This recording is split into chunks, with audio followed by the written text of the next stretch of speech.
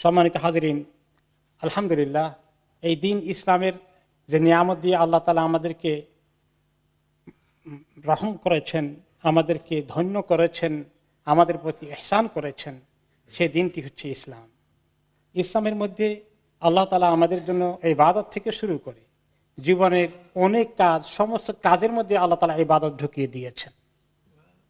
এবং এই ইবাদতের কাজের মধ্যে সবচেয়ে নেকির পাল্লায় যে আমলটা সবচেয়ে ভারী হয়ে যায়, ওজন বেশি হয়ে যায় নেকির পাল্লায়, সে আমলটার নাম হচ্ছে আখলাক, উত্তম আচার ব্যবহার।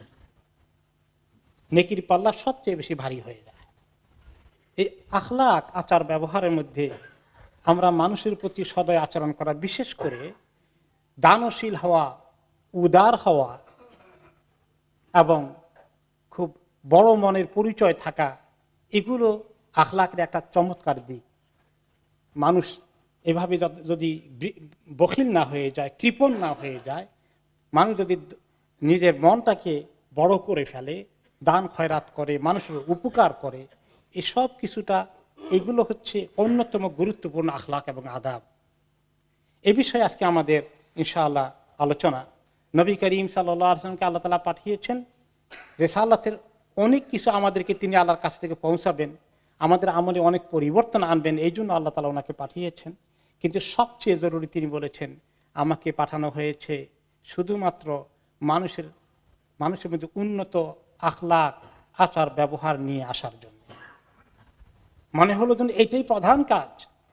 যদিও আল্লাহর ইবাদত করা, নামাজ পড়া, রোজা রাখা, এগুলো সব তিনি আল্লাহর কাছ থেকে এনেছেন, কিন্তু মানুষের মধ্যে আখলাকের পরিবর্তন নিয়ে আসা, লেনদেন, আচার ব্যবহার, মুআমালাতের মধ্যে মানুষ কেউ কাউকে কষ্ট না দেওয়া, একে অপরের উপকার করা, এটা ইসলামের মধ্যে, ঈমানের মধ্যে, আমাদের আমলের মধ্যে অন্যতম বড় আমল। এবং তিনি নিজে তার প্রকৃষ্ট উদাহরণ ছিলেন। তিনি ছিলেন সবচেয়ে বড় দানশীল। এবং শুধু টাকা পয়সা দান নয়, দানের অনেক জিনিস আছে। মানুষকে আচার ব্যবহারের মধ্যে অনেক কিছু দান করতে পারি, শুধু টাকা পয়সার দান নয়। তার কিছু এক্সাম্পল আমরা নেব। একটি হাদিসে রাসূলুল্লাহ সাল্লাল্লাহু আলাইহি ওয়াসাল্লাম বলেছেন যে আখলাকের দুটো জিনিস, মানুষের আচার ব্যবহারের চরিত্রের মধ্যে দুটো জিনিস আল্লাহ তাআলা খুবই পছন্দ করেন, আর আচার ব্যবহারের চরিত্রের মধ্যে দুটো জিনিসকে আল্লাহ তাআলা খুবই অপছন্দ করেন। যে দুটো জিনিসকে আল্লাহ খুব পছন্দ করেন সেটা হচ্ছে মন বড় হওয়া, দানশীল হওয়া এবং সুন্দর আচার ব্যবহার করা। আর যে দুটোকে তিনি সবচেয়ে বেশি ঘৃণা করেন, বখিল হওয়া,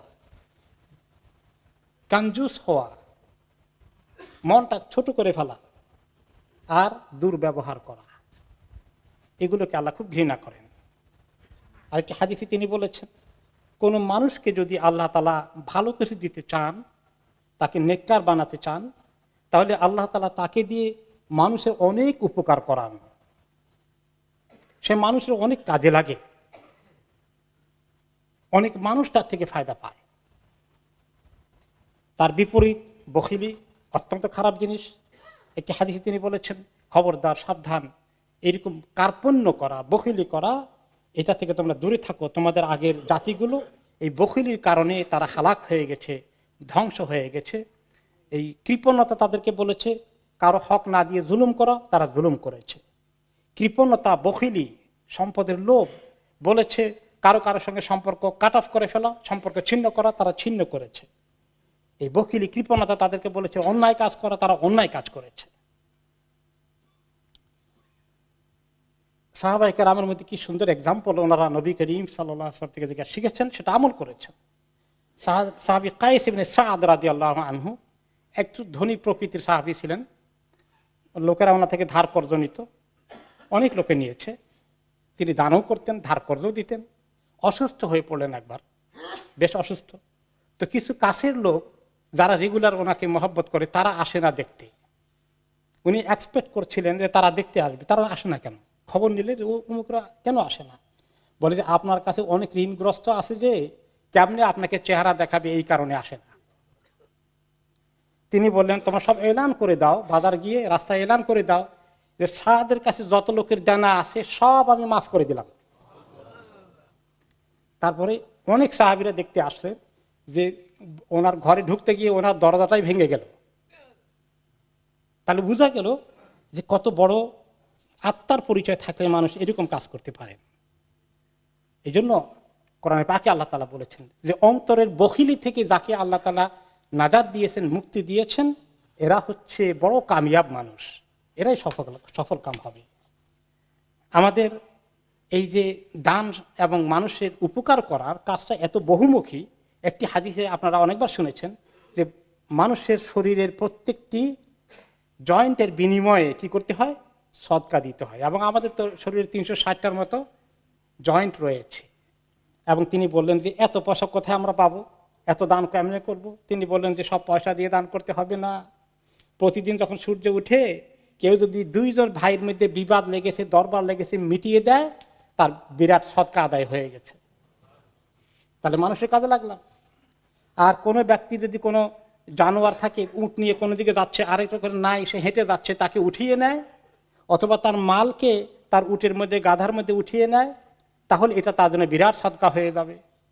আমরা যখন গাড়ি ড্রাইভ করে আসি, কিছু লোক দেখা যায় তারা হেঁটে আসছেন, তাদেরকে যদি আমরা গাড়িতে উঠেই নেই, তাহলে বিরাট সদকার কাজ হয়ে গেল। তো এখন কেউ বলবেন আমি তো একটু ধনী মানুষ, গাড়িতে উঠাইলে সদকা দিলে তো সদকা তো খাওয়া যায় নাই আমার জন্য। না, এটা আপনার জন্য ওই রকম সদকা নয়। একটা সুন্দর কথা বলা, ভালো কথা বলা, মিষ্টি হাসি দিয়ে কথা বলা, এটাও সদকা সব হয়ে যায়। প্রতিটি কদম হেঁটে হেঁটে মসজিদে আসলে অনেক সদকা হয়ে গেল। এবং রাস্তার মধ্যে চলতে গেলে, হাঁটতে গেলে ময়লা আছে, খারাপ জিনিস আছে, বাধা বিপত্তি আছে, এগুলো সরিয়ে দিলে অনেক সদকার কাজ হয়ে গেল।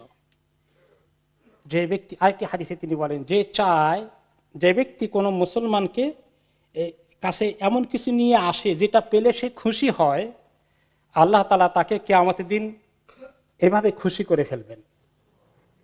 কেউ আতর পছন্দ করে, তাকে আতর দিয়েছেন, খুশি হয়ে গেছে। কেউ একটা সুন্দর, একটা ভালো কোয়ালিটির কফি খাওয়া পছন্দ করে, তাকে আপনি কফি অফার করেছেন, আলহামদুলিল্লাহ, আল্লাহ তাআলা আপনাকে আখিরাতে খুশি করে দিবেন। কেউ পছন্দ করে আপনার গার্ডেনে কিছু আবাদ করেছেন, শাকসবজি একটু উপহার দিয়েছেন, মাশাআল্লাহ, তিনি খুশি হয়ে গেছেন এটা পেয়ে। আপনার গার্ডেনে একটা লাউ কদু দিয়েছেন, আলহামদুলিল্লাহ, খুশি হয়ে গেলেন তিনি। এইভাবে আপনি, আল্লাহ তাআলা আপনাকে আখিরাতে খুশি করে দেবেন। এমনকি তিনি বললেন যে দেখো, তোমার নেক কাজ ছোটখাটো মনে করে কখনো তুমি অবজ্ঞা করো না। এমনকি তোমার কিছু করার নাই, একজন ভাইকে দেখে একটু মুস্কি হাসি দিয়ে ওয়েলকাম করেছ, এটার কারণে তোমার জন্য সাদাকা সওয়াব হয়ে গেল। এইভাবে তিনি আরো বলেছেন যে অনেকের কাছে কিছু দায়িত্ব আছে, ক্ষমতা আছে, এটাকে ব্যবহার করে কারো উপকার করা যায়। একজন ঠেকে গিয়েছে, একজনের একটা কেস আটকে গিয়েছে, আরেকজন একটু বলে দিলে, একজনের কাছে একজন টাকা পয়সা দানাপান আছে, ঘুরায় দেয় না, শুধু আপনি মুখ খরচ করে বলে দিলে সে টাকাটা দিয়ে দিবে। এরকম যদি কেউ করে, তাহলে এটা একটা বিরাট সুপারিশ হয়ে যায়। নবী করিম সাল্লাল্লাহু আলাইহি ওয়াসাল্লাম বলেছেন, তোমরা কারোর জন্য কারো কাছে বৈধভাবে যদি সুপারিশ করো, ইসফাউ তুজারু, আল্লাহ তাআলা সুপারিশ করলে তোমাদেরকে অনেক নেকি দান করবেন। শুধু একজনকে সুপারিশ করে দিলাম যে তার চাকরিটা হয় কিনা একটু দেখেন, তার টাকাটা দিয়ে দেন। আর যদি এগুলো করা সত্ত্বেও আমরা করি না, খামাখা মুখ খরচ করবো কেন, উনি মাইন্ড করেন কিনা, থাক, দরকার নাই, আমরা করি না। আমি বললে কাজ হতো, কিন্তু আমি বলি না, বখিল। এই দেখছেন, শুধু দান খয়রাতের দিক দিয়ে মানুষ মানে দানশীল হয় না, একটু উপকার করতে গিয়ে মানুষ দানশীল হতে পারে অথবা বখিল হয়ে যেতে পারে। তো একটি হাদিসে রাসূলুল্লাহ সাল্লাল্লাহু আলাইহি ওয়াসাল্লাম বললেন যে কিছু লোককে আল্লাহ তাআলা কিছু নিয়ামত দিয়ে, তাদের হাতে নিয়ামত দিয়ে রাখেন, যে এই নিয়ামতগুলো তারা যে মানুষের কল্যাণে লাগায়, তাকে আল্লাহ দায়িত্বশীল করেছেন, ক্ষমতাবান করেছেন, অথরিটি দিয়েছেন। এটা যদি মানুষের উপকারে লাগায়, হেল্প করে, সুপারিশ করে, মানুষকে হেল্প করা শুরু করে দেয়, তাহলে আল্লাহ তাআলা তার কাছে দায়িত্ব ক্ষমতা অনেক দিন রাখবেন। আর যে ব্যক্তি মানুষের উপকারে লাগায় না, আল্লাহ তাআলা তার কাছ থেকে এটা ছিনিয়ে নেবেন।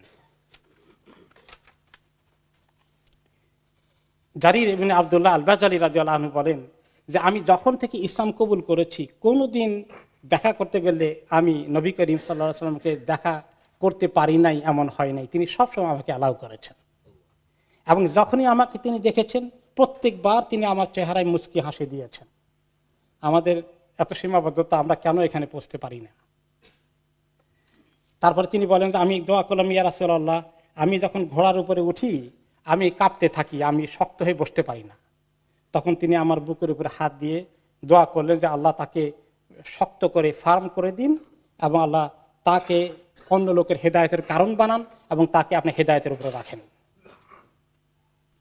সাহাবী আবু দমদম রাদিয়াল্লাহু আনহু সুন্দর একটা এক্সাম্পল। দান, টাকা পয়সা থাকলে দান করা যায়, না থাকলে কোত্থেকে করবেন? ওই বেচারা গরিব মানুষ, সব সাহাবীরা দান করে, উনি দান করতে পারেন না। এখন আল্লাহর কাছে দানের সওয়াব থেকে তিনি বঞ্চিত হয়ে গেলেন, কি করা যায়?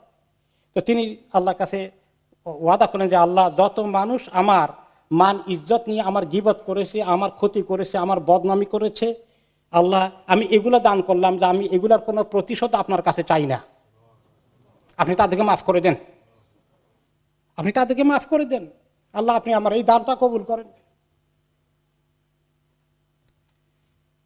এই সাহাবীর কথা শুনে নবী করিম সাল্লাল্লাহু আলাইহি ওয়াসাল্লাম বললেন, তোমাদের কি আছো যে আবু দমদমের মতো হতে পারবে? এত ফজিলতের আমল।